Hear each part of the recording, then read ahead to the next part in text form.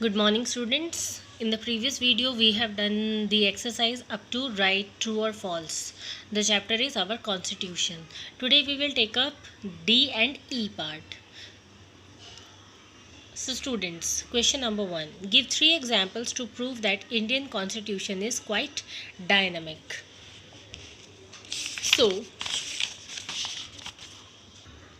So students, on page number 187, this paragraph, the founding fathers of the constitution tried to incorporate the principles cherished by the leaders of the freedom struggle. That is point number 1. They also tried to adopt the best features of the constitutions of England, USA, Canada, Ireland, etc. Second point, our constitution, therefore हम नहीं लिखेंगे, our constitution is a combination of good features of several constitutions.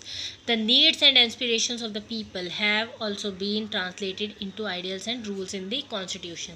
So these are the 3 points, 1 to 3 points from this paragraph you will write, and you will write in the points only because the question has been asked in points. Then students, next question we have, identify any 3 provisions which make the Constitution of India rigid as well as flexible.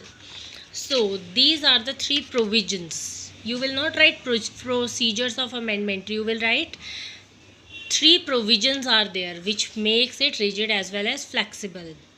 So here it is.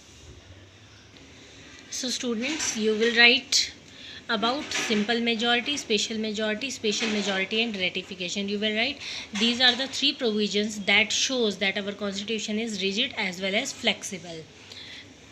And about these main point you will write, not the whole paragraphs. Okay.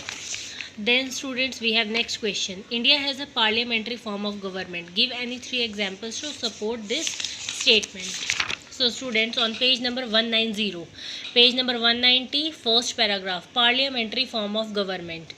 In that from second line, देखो मैंने टिक लगाया है, there is a close relationship between the legislature and the executive.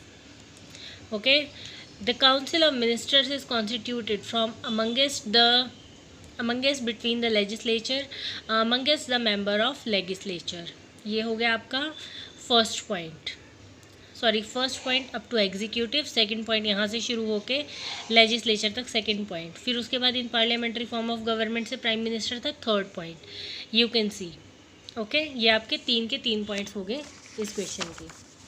Then we have next question, why is Indian federation called quite unique, explain.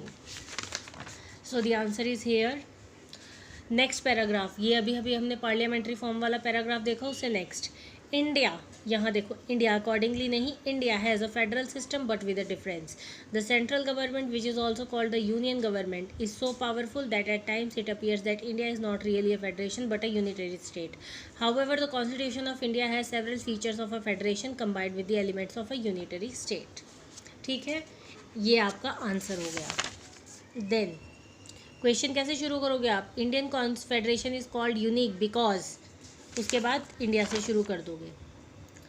Explain the procedures of amending the Indian constitution, ये आपको पता है 3 के 3 procedure, simple majority, special majority and ratification.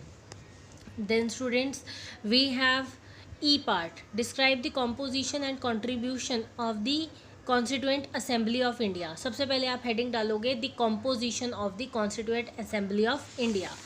अब हमने composition का ही answer देना है सिर्फ पहले. Okay, then the answer of composition is from here. ये आपका है page number 185.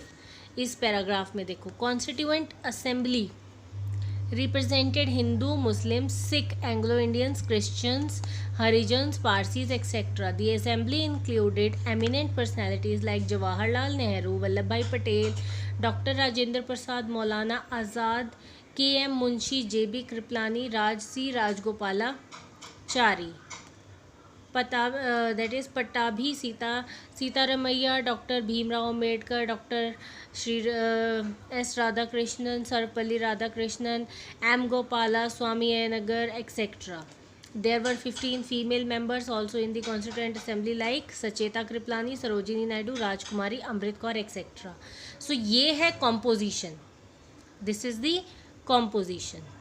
And the next paragraph you will write contribution of the constituent assembly. So ये पूरा का पूरा पैराग्राफ क्या है, कॉन्ट्रीब्यूशन है. Okay student, so here it is composition, here it is contribution. अलग अलग हेडिंग के अंडर ही आपने काम करना है. Describe any 5 salient features of the Indian constitution. देखो बिल्कुल ईजी. 5 सैलिएंट फीचर्स कौन से हैं हमारे. सी पेज नंबर 188 पे देख लो. बेसिक फीचर्स हेडिंग दी है. नंबर 1 यूनिक कॉन्स्टिट्यूशन, 2-3 लाइनों में एक्सप्लेन करना है. Number 2 the lengthiest constitution, in 2-3 lines you will explain. Then 3 written constitution, 2-3 line explain. Then rigid, only rigid will be the fourth point. Then explain rigid only. Then number 5 flexible and explain flexible only. Okay students, so 5 points हमारे हो गए यहाँ पे. Then India is the sovereign socialist secular democratic republic. Explain. देखो बिल्कुल easy है, book में बिल्कुल अच्छे से दिया हुआ है. Okay we will see. ये देखो सोवर्जिन, आप भी डालोगे ऐसे. Number 1 sovereign, explain sovereign. Then number 2 socialist, number 3 secular democratic और उसके बाद रिपब्लिक. आपने भी ऐसे ही इसको पूरा प्रॉपर एक्सप्लेन करना है point wise. Why do some people say that India is a federation with unitary features. Explain with the help of any 5 constitution provisions. अब देखो ये तो आपका हो गया यहाँ पे सीधा सा इसका answer.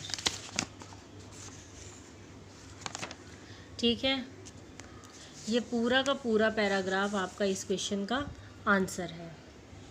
But how you are suppose to attempt this. आपने इसमें से 5 पॉइंट्स निकालने हैं. When you will read it you are suppose to take out 5 points. आपने पूरा का पूरा पैराग्राफ जैसे नहीं लिखना है, आपने उसको पॉइंट्स में लिखना है. ठीक है, 5 पॉइंट्स इसी में से आएंगे. Okay so students, your question answers are done. आप अपना काम बिल्कुल प्रॉपर अपनी नोटबुक में करके रखो सो दैट आपके पास बाद में बर्डन ना हो. Fine. And these questions are the base for your examination. Examination में क्वेश्चन सेम तो नहीं आएगा ऐसे ही लिखा हुआ, आएगा इसी में से. देखो क्योंकि इन क्वेश्चन आंसर में आपका पूरा चैप्टर कवर हो रहा है या नहीं हो रहा है. हो रहा है.